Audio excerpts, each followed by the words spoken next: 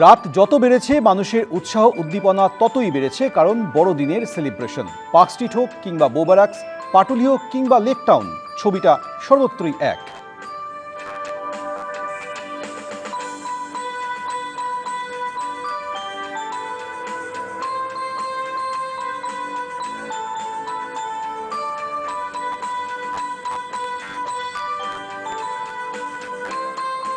বোবারাক্সের ছবি দেখছেন, চোখ ধাঁধানো আলোকসজ্জা। একই ছবি দেখা গিয়েছে পার্ক স্ট্রিট থেকে লেক টাউনে। বিভিন্ন জায়গায় এই চোখ ধাঁধানো আলোকসজ্জার টানেই মানুষ ছুটে এসেছেন বড়দিনের সেলিব্রেশনে অংশ নিতে। পার্ক স্ট্রিটের ছবিটা তুলে ধরবেন আমাদের প্রতিনিধি সুকান্ত মুখোপাধ্যায়। সুকান্ত।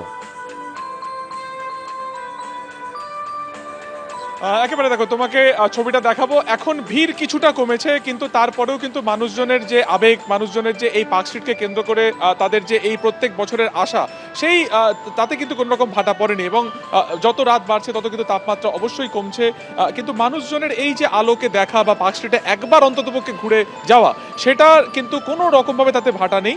এবং আমরা দেখতে পাচ্ছি যে মেন রোড খুলে দেওয়া হয়েছে, দুটো দিকের রাস্তা পুরোপুরি ওপেন করে দেওয়া হয়েছে, দুটো ফুটপাথ। সেইখানেও মানুষজন তারা যাতায়াত করছেন। যে সমস্ত রেস্তোরাঁ রয়েছে এখানকার, একের পর এক নামি দামি রেস্তোরাঁ, সেখানে তারা খাওয়া দাওয়ার জন্য তারা সেখানে ভিড় জমাচ্ছেন। এবং অবশ্যই এই যে একটা ঠান্ডা, একটা শীতের আমেজ যেটা রয়েছে, সেটাকেও তারা কিন্তু উপভোগ করার চেষ্টা করছেন। এবং আমরা দেখলাম যে সকাল থেকে যে ছবি শহর কলকাতাতে বড়দিনে মেতে উঠেছে, বিভিন্ন গন্তব্যে তারা যাচ্ছেন। এবং ক্যাথিড্রাল চার্চ, তারপরে কিন্তু অবশ্যই একটা শেষ গন্তব্য থাকে এই পার্ক স্ট্রিট। তার কারণ আমরা জানি যে এই বড়দিনের অন্যতম গন্তব্য হচ্ছে এই পার্ক স্ট্রিট, যেখানে না আসলেই এখানে যারা মানুষজন থাকেন তাদের কিছুটা একটা যেন খামতি থেকে যায়। এবং সেই কারণে এই যে আলোকসজ্জা, সেই আলোকসজ্জা তুমি দেখতে পাচ্ছ যে পুরো যে পার্ক স্ট্রিট পুরো মুড়িয়ে রাখা হয়েছে। একের পর এক রেস্টুরেন্টে সেখানে মানুষজন যাচ্ছেন, পরিবারের মানুষজনের সাথে তারা সেখানে সময় কাটাচ্ছেন। এবং তারপরে তারা এখানেই গল্প করছেন, সেলফি তুলছেন, আড্ডা জমাচ্ছেন। তার কারণ এই যে বড়দিনের আর কিছুক্ষণের যে একটা যে সময়, যতটুকু সময় তারা পাচ্ছেন, তারা কিন্তু সেলিব্রেশন করছেন। এবং অবশ্যই নিরাপত্তার দিকটা যদি দেখা যায়, তাহলে অবশ্যই বেশ কয়েকজনকে ইতিমধ্যে আটক করা হয়েছে, এমন খবর আমরা পাচ্ছি, অভব্য আচরণের জন্য বা ড্রিঙ্কিং ড্রাইভিংয়ের জন্য। পুরো সেই ফিগারটা বা সেই সংখ্যা, সেটার কিছুক্ষণের মধ্যে কলকাতা পুলিশ বা লালবাজার তরফে জানানো হবে। এবং ইতিমধ্যে প্রায় 1,500 ফোর্স পার্ক স্ট্রিটে বিভিন্ন জায়গাতে মোতায়েন করা হয়েছে। আমরা দেখলাম নগরপাল খোদ সশরীরে একেবারে সরেজমিন ক্ষতি দেখতে তিনি এখানে এসেছিলেন।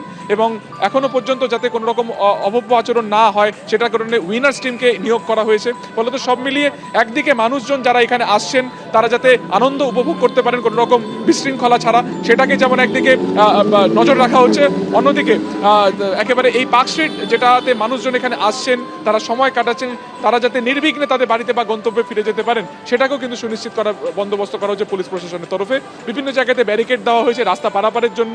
এবং এই মুহূর্তে অপেক্ষা যেটা, যে যারা এখান থেকে বেরিয়ে অন্য কোথাও যাবেন, তারা সেখানে গাড়ির জন্য বা ক্যাবের জন্য অপেক্ষা করছেন। এবং শেষ মুহূর্তে সেলফি তোলা বা শেষ মুহূর্তে আরেকটু ঘুরে দেখা, সেই যে একটা পরিবেশ, সেই পরিবেশের মধ্যেই কিন্তু এই মুহূর্তে মেতে রয়েছে এখানকার দর্শকরা।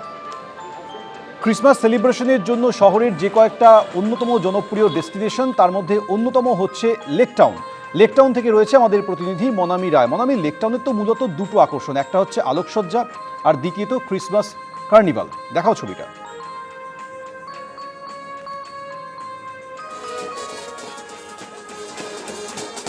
ক্রিসমাস কার্নিভালের ছবি দেখছেন লেক টাউনে।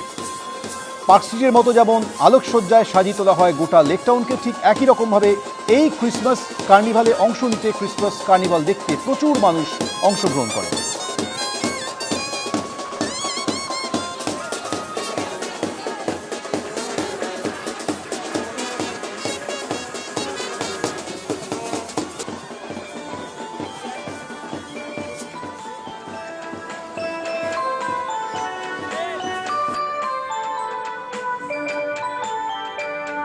বিভিন্ন জায়গার ছবি দেখছেন দেশের বিভিন্ন প্রান্তে, লখনৌ, মানালি, দিল্লি সহ দেশের বিভিন্ন প্রান্তে বড়দিন উদযাপন, ফেস্টিভ মুডে সাধারণ মানুষ।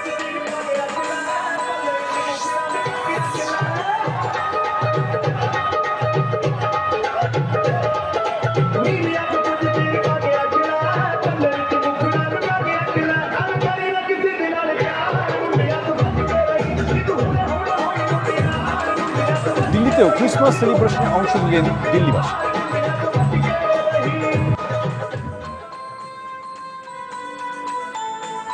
এবার দেখছেন লখনৌয়ের ছবি।